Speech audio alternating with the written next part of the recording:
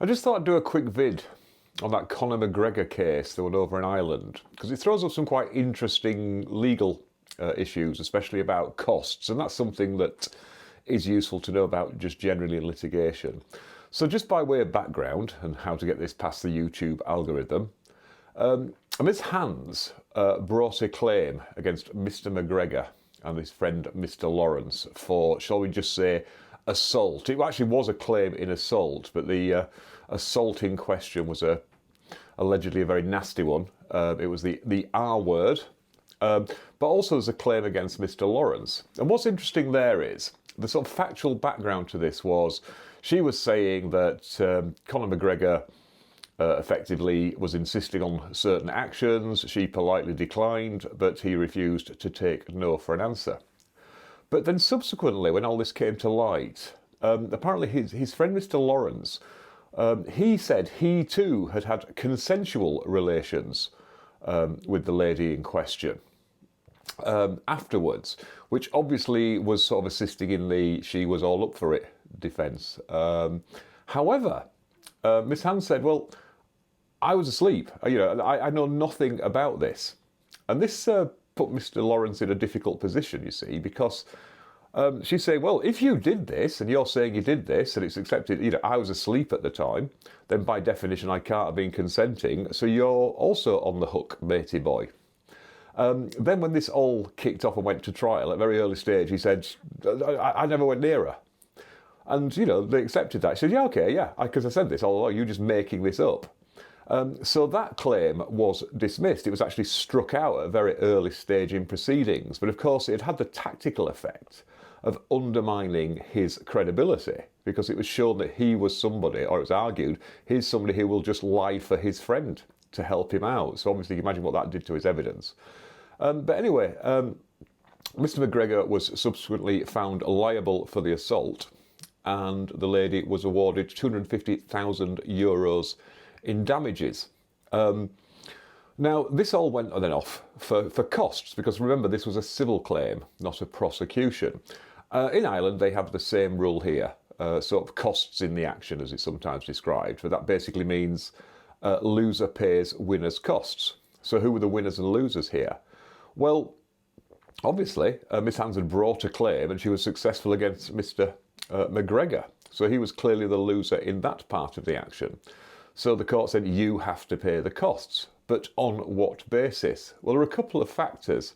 First of all, I've mentioned before here, we have costs, two bases for costs. We have costs on a standard basis and costs on an indemnity basis.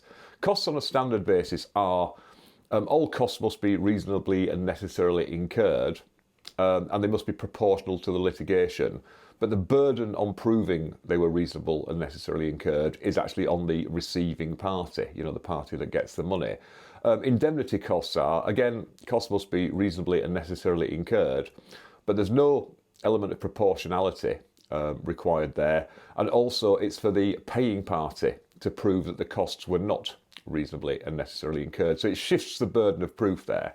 I mean, I know one very senior cost judge down here, who's now the editor of Cook on Costs, which is a book that a judge Judge Cook wrote, because he started, the introduction said, let's face it, most cost applications are two people who know nothing about costs arguing in front of somebody who knows even less.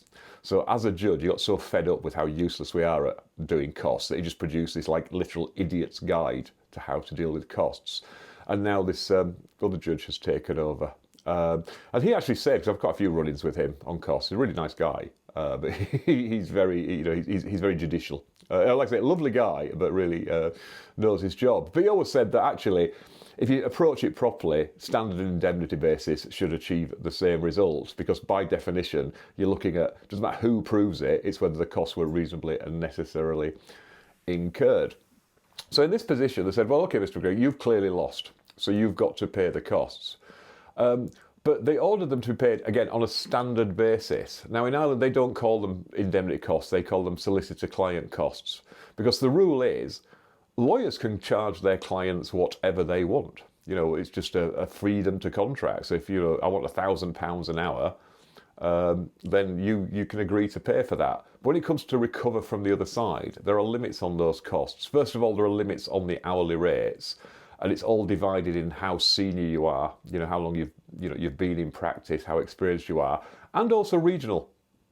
Because obviously in London, central London, you can recover more of an hourly rate, whereas out in the sticks down here, you can recover at a much lower rate. The arguments being, things cost different amounts in different parts of the country. I've never been quite understood that myself. And also they are only guidelines, so people, and they've not been updated for 20 years. So people are arguing and saying, look, they're guidelines. I know there it says the maximum I can recover is £407 an hour. But I've been charging 450. Come on, you must have heard of inflation and the RPI, and some judges will actually allow that. But his barristers, they argued and said, well, a couple of things here. First of all, the jury did not award damages on an aggravated basis. First of all, this lady was claiming €1 million, and they only gave her 250,000. But the judges said, look, you've got to look at what this sort of claim is worth, and sort of dropped hints at, this is about, if you find, Mr. McGregor is liable, you might be looking in this sort of, ballpark. But they didn't award aggravated damages or anything like that. There are options in Ireland to award more damages because of the way the case was conducted, or if it was particularly egregious. I mean, aggravated damages are for things like, your conduct in the case, just made it worse for people. You've still lost, but you're stuck to, in a defamation case, for instance, you're stuck to your guns, you're repeating the allegations, all that sort of thing. Or it can be an abuse of power. Say a government body steamrollers you, then that's another reason for awarding aggravated damages. On the basis that you're abusing your power. There's also exemplary damages. We just want to mark disapproval, but we don't have punitive damages per se here, and it's the same in Ireland. So their argument was, because they didn't award any sort of enhanced damages, that meant Mr. Gregor had effectively won. Won, and they obviously didn't believe her. And the judge wasn't having any of that. And said no, they found in her favour and awarded €250,000. They clearly believed her. But what about Mr. Lawrence's costs? Well, arguably, he'd won, hadn't he? Because the claim against him was struck out. So what happens with his costs? I mean, ostensibly, the starting position is, you sued me, your claim against me has been struck out, you should pay my costs. But the judge there said, well, first of all, let's look at the practicalities here. Mr. McGregor is indemnifying him for costs anyway. And he said they were acting in lockstep. So the mere fact that he got his claim struck out, I'm not going to award him his costs, and I'm certainly not going to say that Miss Hans should have to pay the costs.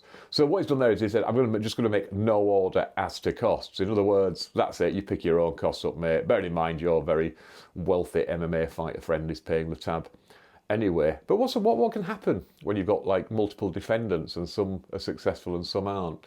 It all depends, really. I mean, let's just keep it simple. There are two defendants.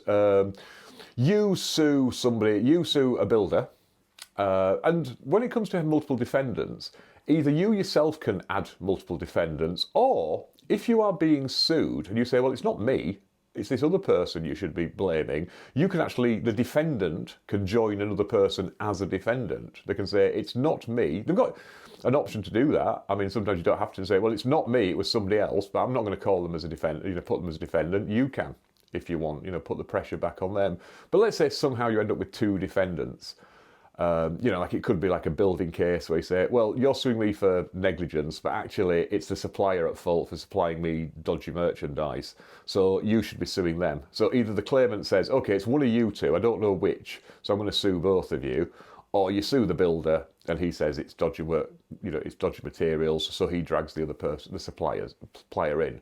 But at the end of the day, I mean, if you're successful against both, it's brilliant. You just get a cost order against both, and then sometimes it'll be split as to you pay 60%, you pay 40%. Sometimes it's just joint and severally liable. It's like, okay, all of you are equally responsible for costs, and then it's up to the receiving party to decide who to chase. You usually just chase a person with the money.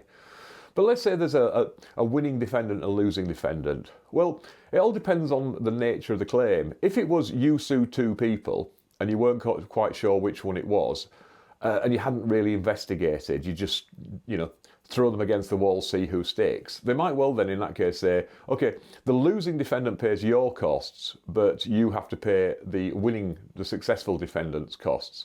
Although, if it's a case of, well, they had to bring this claim because they weren't sure who was at fault, and you've all been finger pointing at each other, it's all gone cutthroat, as we say in criminal trials, in that case, the losing defendant can be ordered to pay the winning defendant's costs. So you've got a few options there, really. So just to summarise, it can either be claimant pays the successful defendant's costs, the losing defendant pays the winning defendant's costs, or, as happened in the McGregor case, there is just no order made as to costs. There's also the fact that after the verdict came down, Mr. McGregor expressed in very robust terms on social media that he wasn't very happy with the result, and he had a go at the jury. He had a dig at the jury. The claimant said, you might want to take that into account. Actually, the judge flagged this up, said, do you want me to consider this when assessing costs? The claimant's lawyer said, actually, no, just do the costs on the, whatever basis you think. With regards to whether he's in contempt or anything, because the argument is it is a type of contempt. It's scandalising the court, as they rather nicely put it over here. We used to have an offence here of scandalising the judiciary, but that's been abolished now, actually through common law. So judges themselves said, the way to deal with that now is just with a wry smile and a raised eyebrow. This is back to the whole thing about common law offences. So it's something that's always been regarded as offence, but then the judges decided one day that actually it wasn't an offence because, times have moved on. But with regards to that, there's a hearing on the 15th of January. So it'll be interesting to see if the court does anything about the après trial social media comments. I mean, his barrister said, look, it's not uncommon for people to be unhappy with court results and have a bit of a rant about it. So, freedom of speech, Article 10 and all that. The fact is she's won, she's getting her money, does it really matter? But the judge has taken the idea of the attack on the jury, because this is a jury trial, even though it was a civil trial. In Ireland, they still have juries for civil trials in certain circumstances. I said no, because this just, the judge was hinting, not making any decisions yet, but the judge was saying, this is an attack on the integrity of the jury, which is an attack on the integrity of the legal system as a whole. And, jurors have a right, we ask them to do a difficult job. And, if they are being sort of maligned, bearing in mind they have no right of reply. You can't comment on, your experience as a juror, except in the most abstract terms, but you can't, for instance, give any indication as to what happened in the jury room. You could write an article saying, I was on a jury once, and, I got to waiting around, and, the canteen wasn't very good, and I was very bored, and the court was cold. You can put all that stuff, but you can't go into any details about the actual decision-making behind the scenes. So in this particular case, they're saying, and I must confess, this is a bit of a bugbear of mine when people have a dig at jury decisions. Because most of the time you weren't in court, you didn't listen to the evidence, you don't know what, came out in court, and, juries are given directions, and in my experience, they usually follow them, they assess the evidence. I'm not saying juries always get it right, but I think they always put a lot of thought into it, and we ask them to do a difficult task, and if then famous people can come out and sort of malign everybody. I mean, because, there were allegations, well, not even allegations, it was accepted that people was taking surreptitious photographs of the jury, and not suggesting it was anything to do with any of the parties in this case, but also that last, some people had come around her house all masked up in balaclavas and smashed the place up. So, again, not suggesting it was anybody, involved in the case, however cynical and sceptical and suspicious you might be about that. But the judge said in this particular case, because of the imitation, not saying you did the intimidation, but just saying your comments certainly don't help. So I'll keep an eye on this, and if anything interesting happens in the 15th of January, I'll let you know. So there you go. As always, hope you found that vaguely useful, vaguely interesting, vaguely accurate. The boys, again, are just sat on their shelf. I was going to try and drag them up, but they went, no, it's too cold. Put the heating on. Stop being so Yorkshire about this. Especially poor old Cappy Barrister. It's going like, I'm from South America. It's really warm down there. And Lord, love a duck. Well, it's raining, and that's just literally water off a duck's back, innit? Oh, I keep getting which side I need to be on, because I went on that side last time, didn't I? But I think for the YouTube thing, I need to be on this side. So I'll just lean. Actually, I'll sit here, because I was trying to get a thumbnail, and you could just tell I was like leaning awkwardly. So I'll look like that. Look like that. I look like I'm looking at costs. See you next time.